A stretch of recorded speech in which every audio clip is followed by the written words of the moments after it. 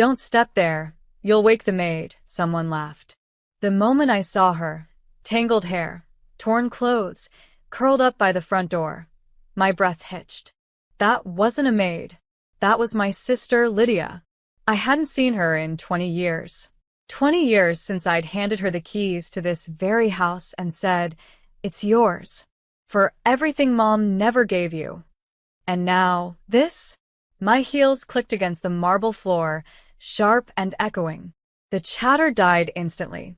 Mom turned around, mid-laugh, a champagne glass in her hand. For a second, her painted smile froze, like porcelain cracking. "Amelia," she breathed.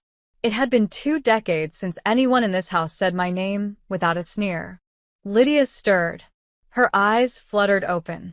For a moment, there was confusion, then recognition, and then shame. She tried to cover her face with her hands, whispering, "Don't look at me." Mom's voice broke the silence. "Oh, honey, you're just in time for brunch. Ignore her. She's unwell." Unwell? That word hung in the air like a knife. Guests stared at me, some whispering, some smiling nervously, sensing the storm brewing. I didn't raise my voice. I didn't have to. I took one calm step forward, heels slicing through the quiet. Everyone froze, because when I reached into my bag, they saw the golden deed envelope and realized I still owned this house. You could hear the air leave the room. The same guests who'd just been laughing now stared at me like they'd seen a ghost. I placed the golden envelope on the table, slow, deliberate, letting the weight of silence crush every fake smile in that room.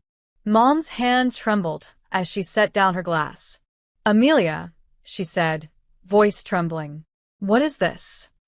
"It's the original title deed," I said quietly. "The one I signed over to Lydia 20 years ago. You remember that day, don't you?" Lydia was staring at me from the floor, eyes wide and tearful. I thought you gave it to me." "I did," I replied, turning toward her.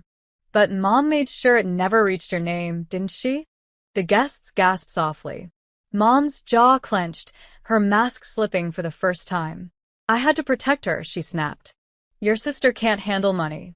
She lost everything, Amelia." I tried to help. Help. I stepped closer, my voice like glass. "By making her your servant? By letting her sleep on her own doorstep while you hosted garden parties inside the house she once owned." Her lips parted, but no sound came out. Lydia crawled backward, her body shaking. "Amelia, please don't make a scene," she whispered. I crouched down, meeting her eyes. "No, Lydia." "I'm not making a scene. I'm making history." Then I turned to the crowd, calm, poised. "Everyone, the real owner is home." Gasps rippled through the guests like wind through glass. My mother's face went pale, then red, then pale again. Her lips trembled, but her pride wouldn't let her stay silent. "You always loved humiliating this family, didn't you?" she hissed. "You left us. You think money makes you better?" I tilted my head slightly, smiling. "No, Mother. Decency does." She laughed, that sharp, cruel laugh I'd heard since childhood. "Decency? You talk about decency while parading your own sister's misery? You should thank me. At least I didn't throw her out like she deserved."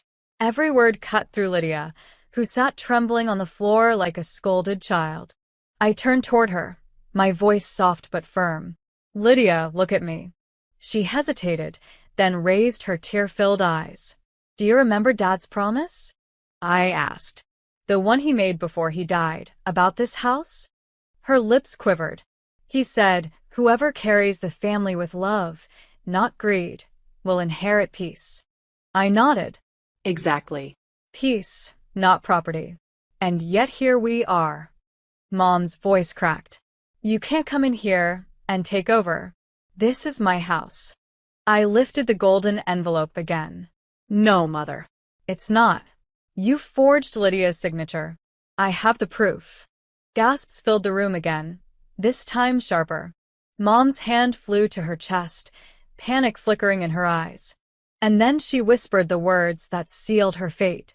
You weren't supposed to find that. The room went deathly still. Even the chandelier above us seemed to hum in the silence. I straightened my back and took a slow breath. You forged Lydia's name, Mother. 20 years ago, you used her ID, her trust, and you transferred this house back to yourself. Her face drained of color. That's ridiculous, she barked. You have no proof. Oh, I do. I opened the golden envelope, and several official papers slid out, neatly clipped, stamped, notarized. I'd spent months digging through county records, tracing every hidden transfer. Every signature, every fake transaction, traced right back to your account. I turned to the guests. And the timing's poetic, isn't it? Right after my father's funeral. Someone gasped. Mom stumbled a step back, gripping the table edge. Stop this, Amelia, she cried. You don't understand what it's like to keep a family together. I met her eyes. No, Mom. You don't understand what it's like to destroy one. Lydia's sobs broke the silence. She crawled toward me, clutching my dress. You knew all this time? I knelt, brushing her hair back gently. No. But I suspected. And when I heard what she'd turned you into, I had to see for myself. Mom's voice cracked from behind me. You're ungrateful. Everything I did was for you. I turned slowly, locking eyes with her. Then you'll understand why everything I'm about to do is for me. Her hand trembled as she pointed at me. You can't just come in here and ruin me. Ruin you? I said softly. Mother, you did that yourself. She opened her mouth to reply, but the sound of engines outside cut her off, 3 sleek black cars pulling into the driveway. The guests turned toward the windows in confusion. Lydia whispered, Amelia, who's that? I smiled faintly. People who know what truth looks like. The front door opened. A woman in a navy suit stepped in, followed by 2 men carrying files and cameras.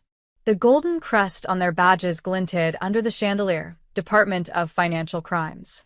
Mrs. Eleanor Brooks, the woman said firmly, her voice echoing. We have a warrant to investigate property fraud and financial manipulation. My mother's knees buckled. What is this? I crossed my arms. Justice, I said simply. And it's right on time. The lead officer turned to me. Miss Amelia Brooks, thank you for your cooperation. We received your evidence last month. You did the right thing. Gasps rippled through the crowd. My mother's eyes went wide. You call them? Your own mother? I stepped closer, my voice calm. No, I called the truth. You just happened to be standing in its way. The officers began reading her rights. Lydia clutched my hand, shaking, whispering, I don't deserve you. I squeezed back gently. Then earn it, Lydia. Start over. My mother's shrill voice cut through the chaos. You think this makes you better than me? You think these people care about family? She cried, twisting against the officer's grip. You're destroying your blood, Amelia. I didn't move. I just watched her, the same woman who used to tell me love means control. Now she was the one being controlled, and it was poetic. The guests had gathered in corners, whispering nervously. Some tried to slip away, others stayed, hungry for the scandal. The very people she used to impress with her Sunday brunches were now recording her arrest on their phones. When the officer asked her to hand over her phone and wallet, she turned to me, trembling, desperate. Amelia, please. Don't let them take me away in front of everyone. You're my daughter. I looked down at her, the woman who once made my sister sleep on a doorstep. Exactly, I said softly. I'm your daughter. That's why I know what you are. Lydia covered her mouth, tears streaming down her cheeks. Mom's shoulders slumped. You'll regret this. No, I replied, voice steady. I regret waiting this long. As the officers let her out, the guests parted like a tide. The sound of her heels on the marble faded down the hall, the same sound she once used to announce her power.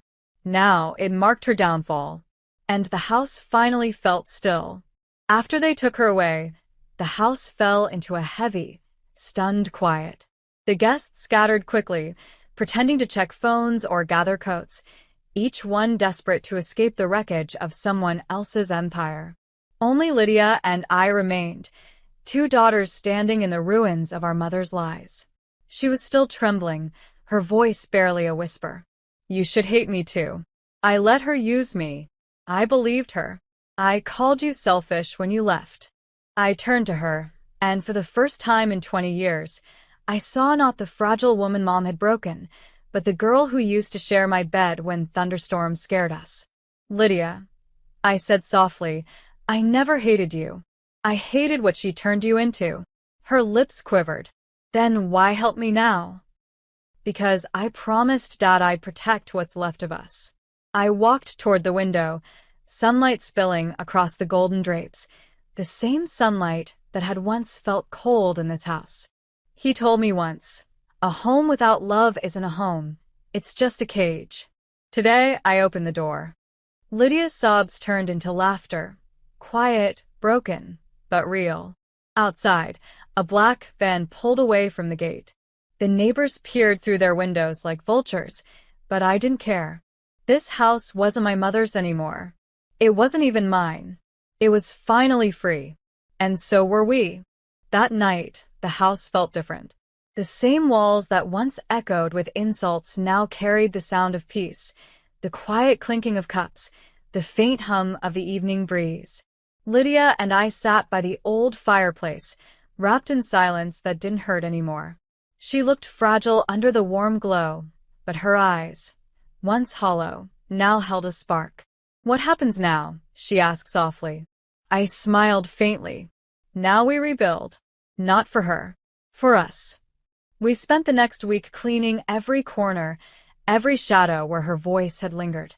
We opened the curtains she'd kept closed for years. The sunlight touched the walls like forgiveness. The news spread fast. Local socialite arrested for fraud. Elder daughter exposes 20-year scam. Mom's name was everywhere, but for the first time, it wasn't followed by praise. A week later, Lydia found me standing on the porch, gazing at the garden. You're really leaving again, aren't you? I nodded. I'm not running this time. I'm starting. She hugged me tight, the way sisters do when words aren't enough. As I drove away, I glanced in the rearview mirror. Lydia stood in the doorway, waving, the sunlight framing her like a promise kept. I whispered, Dad, she's safe now. The road ahead shimmered with gold. Sometimes, justice isn't loud. It's calm. It's quiet. It's peace. And that day, peace had my name on it.